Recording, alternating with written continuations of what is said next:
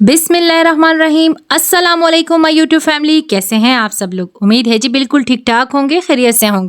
आज जी मैं आपके साथ टमाटर को स्टोर करने के दो डिफरेंट तरीके शेयर करूंगी, जिसमें आपने टमाटरों को पहले अच्छे तरीके से वॉश कर लेना है और इसे कटिंग कर लेना है, और कटिंग करने के बाद हम इसको ब्लेंड करेंगे। तो देखिए, इसको मैंने काटना शुरू कर दिया है। टमाटरों को हमने 4-4 पीसेज में कटिंग कर लेना है। आपने साबुत ब्लेंडर में नहीं डालना, क्योंकि फिर ब्लेंडर खराब होने का भी खतरा होता है। इस वजह से आपने इसकी 4-4 पीसेज मोटे मोटे बस इस तरीके से कटिंग कर लेने हैं, रफ रफ। टमाटरों को मैंने कटिंग कर लिया है, और अब ये देखें, जूसर ब्लेंडर वाला जो जग है वो मैंने ले लिया है, और ये टमाटर हम इसके अंदर ऐड करेंगे। हमने एक साथ सारे टमाटर ऐड नहीं करने, थोड़े थोड़े से करके ऐड करने हैं। अच्छा, पहले जो हमने टमाटर डाले हैं इसमें बिल्कुल थोड़ा सा पानी ऐड करना है, बहुत ज्यादा पानी आपने ऐड नहीं करना। हम पानी बिल्कुल इतना इस्तेमाल करेंगे कि ना होने के बराबर इस्तेमाल करेंगे। इनको फिर ब्लेंडर में चला लेना है अच्छे तरीके से, और जैसे ही ये टमाटर थोड़े से सॉफ्ट हो जाएं तो फिर आहिस्ता आहिस्ता करके जो टमाटर हमने मजीद कटिंग किए हुए हैं वो ब्लेंडर जग में डालते जाएंगे, और टमाटरों को अच्छे तरीके से सारों को ब्लेंड कर लेंगे। इसी तरीके से आप चाहें तो जितने मर्जी टमाटर इसी तरीके से ब्लेंड करके स्टोर कर सकते हैं। ये देखें, इस तरह की ये छोटी थैलियां आती हैं दूध वाली, तो आप इसके अंदर भी डालकर इसको स्टोर कर सकते हैं। और ये मैं इसके अंदर कुछ थैलियां मैं यूज कर रही हूँ, जिसमें मैं डाल के आपको दिखा रही हूँ। इसको ऊपर से अच्छे तरीके से धागे के साथ बंद करके आप रख दें, तो ये आपका जो है वो टमाटर इस तरीके से भी फ्रीज हो जाएंगे। आराम से आप इसको फ्रीज कर सकते हैं बहुत आसानी के साथ, स्पेस भी ज्यादा नहीं लेता। उसके अलावा देखें, ये मैंने ये केक वाला एक टिन ले लिया है, इसके अंदर भी मैं डाल रही हूँ। उसके अलावा ये मैं और 2-3 बर्तनों में इस तरह टमाटरों का जो पेस्ट है उसे डाल दूंगी, और इसको डाल के इस तरीके से हमने फ्रीज कर लेना है।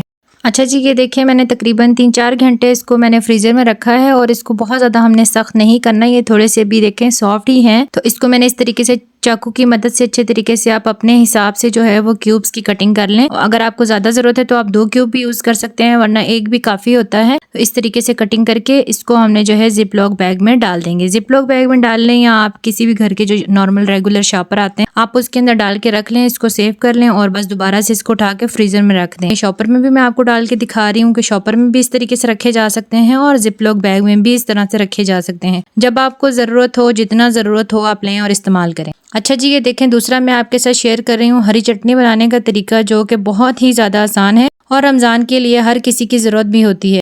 पुदीना जो है आजकल बहुत ज्यादा छोटा छोटा सा है, तो चटनी बनाने के लिए इस तरह करेंगे कि हम थोड़ा सा अपने मिनी गार्डन से भी चल के पुदीना तोड़ लेते हैं, ताकि थोड़ा सा फ्रेश पुदीना भी हम लोग ले सकें। तो उसके लिए ये देखें, मैं आ गई हूँ अपने गमलों की तरफ, और इससे हम लोग थोड़ा सा पुदीना जो है वो कटिंग कर लेंगे अपने लिए, फ्रेश पुदीना।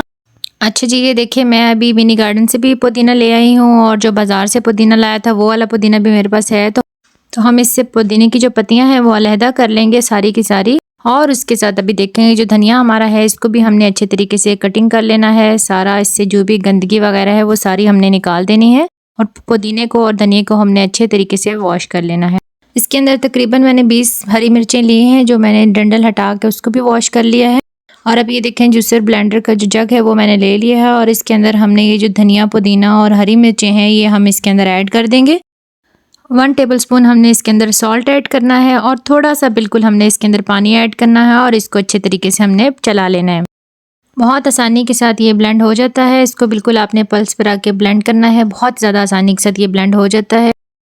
अच्छा, ये देखिए, आइस क्यूब वाली ट्रे में मैंने इसको डाल दिया है, और इसको हम स्पैचुला की मदद से बिल्कुल लेवल पे कर लेंगे, ताकि जो है इसके क्यूब्स बड़े प्यारे से बन के निकले। और इसको हमने जो है ओवरनाइट फ्रीज कर लेना है डाल के ट्रे में से, और जिप लॉक बैग में आप डाल के रख लें, या किसी भी शॉपर में डाल के फ्रीजर में वापस रख लें। और जब आपको ज़रूरत हो, जितनी ज़रूरत हो, आप दही में मिलाएं, और आपकी चटनी ज़बरदस्त किस्म की फ़ौरन ही रेडी हो जाती है। इसके अलावा ये जो ब्लेंडर के अंदर थोड़ा सा बच गया, इसको भी मैं ज़ाया नहीं करूँगी, इसको भी मैं आपको इससे चटनी बना के दिखाती हूँ कि कितनी बेहतरीन किस्म की चटनी बनती है। बस इसको हमने उठाना है और बस दही में ऐड कर देना है, और हमारी बेहतरीन किस्म की चटनी रेडी हो जाती है। अगर चैनल पे न्यू है और वीडियो अच्छी लग रही हो तो चैनल को सब्सक्राइब करना ना भूलें। मिलते हैं इंशाल्लाह किसी और वीडियो में, तब तक के लिए अल्लाह हाफिज़।